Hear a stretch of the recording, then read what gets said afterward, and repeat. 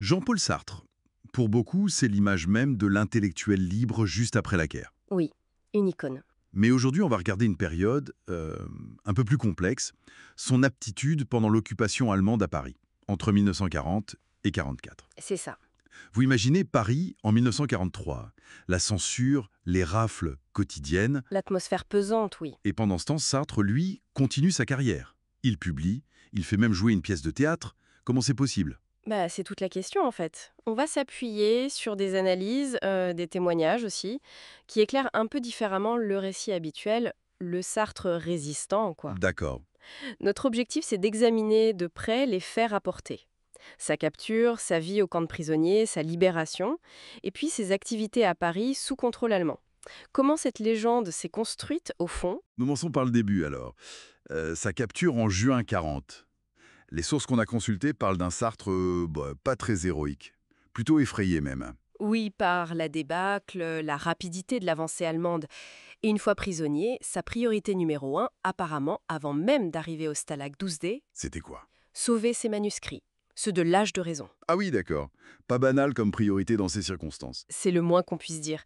Et une fois au Stalag, il semble avoir assez vite trouvé ses marques. Il devient interprète, puis infirmier. Ce qui lui donnait des avantages? Oui, accès à une chambre moins surpeuplée, un peu plus de nourriture peut-être, et surtout du calme pour écrire. Ah, toujours écrire. Toujours.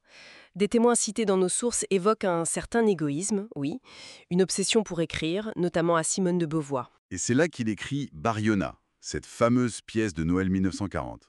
Exactement. Mais attention, là, il y a une controverse. Ah, laquelle? Le texte qui a été joué devant les prisonniers et les Allemands, il aurait disparu. Disparu. L'original, oui. La version qu'on connaît, publiée bien plus tard, en 62, elle est très marquée résistance. Et donc, l'hypothèse, c'est quoi? Que le texte de 1940 était peut-être, comment dire, beaucoup plus adapté à la censure, Moins subversif. voire conciliant. D'accord, Ça change pas mal la perspective sur son engagement à ce moment-là. carrément. Et d'ailleurs, concernant l'évasion, il y aurait eu des possibilités, mais il aurait refusé. Trop risqué, selon lui. Et c'est là qu'il développe sa théorie de la liberté intérieure. Oui, cette idée que même prisonnier, l'homme est condamné à être libre dans sa conscience, certains historiens y voient une possible Justification philosophique pour sa passivité. pour sa non-participation aux tentatives d'évasion, disons. Sa libération aussi, en mars 41, elle pose question. Oui, obtenue grâce à un certificat médical. Une mention de strabisme ajoutée par l'abbé Perrin, celui qui avait monté Bariona. Un passe-droit lié à la pièce alors. C'est ce que certains ont interprété au camp. Un épisode qui sera ensuite réécrit, enjolivé avec Beauvoir à Paris. Il rentre donc à Paris, ville occupée.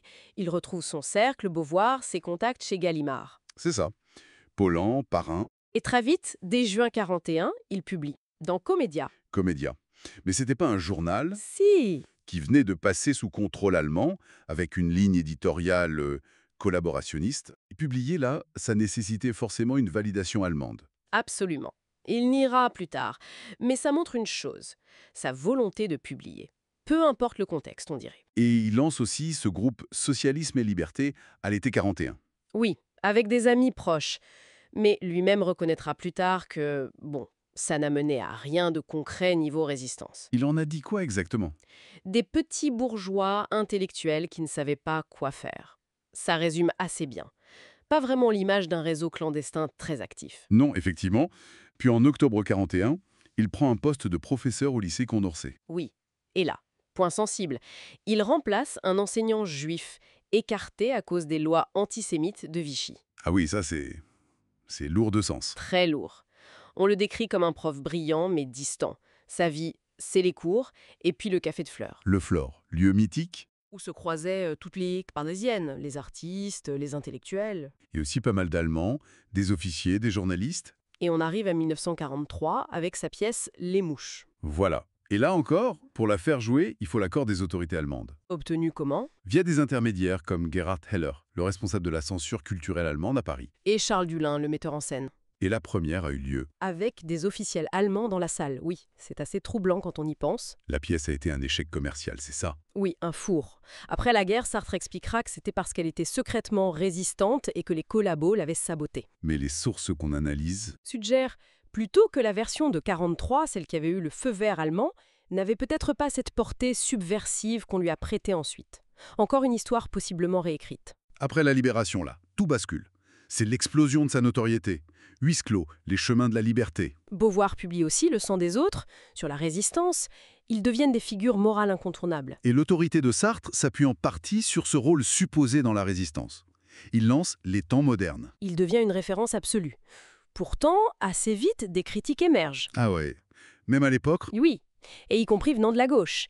Des historiens, Noguer par exemple, des philosophes comme Jean Kelevitch, même son biographe, John Gérassi, tous pointent l'absence d'actes de résistance concrets, un certain opportunisme. la priorité donnée à sa carrière personnelle, en fait. Exactement. Pendant ces années noires, sa priorité semble avoir été son œuvre, sa publication. Donc pour résumer, on a ce décalage énorme entre l'image publique, construite après-guerre, et puis les faits rapportés sur son comportement réel sous l'occupation. C'est ça. Une histoire complexe, pleine d'ambiguïté, de zones d'ombre. Pas simple. Pas simple du tout. Et ça nous amène à une réflexion plus large, je trouve, au-delà du cas Sartre. C'est-à-dire, Comment l'ambition personnelle, ou le besoin de se façonner une image publique, une légende peut-être, comment ça peut influencer la manière dont on raconte sa propre histoire, surtout après les événements. oui, comment on réécrit son passé. Voilà, ça interroge notre regard sur les récits héroïques en général, surtout ceux qui sont construits a posteriori, parfois au détriment de réalités plus nuancées, moins glorieuses peut-être, une leçon sur la fabrique des héros.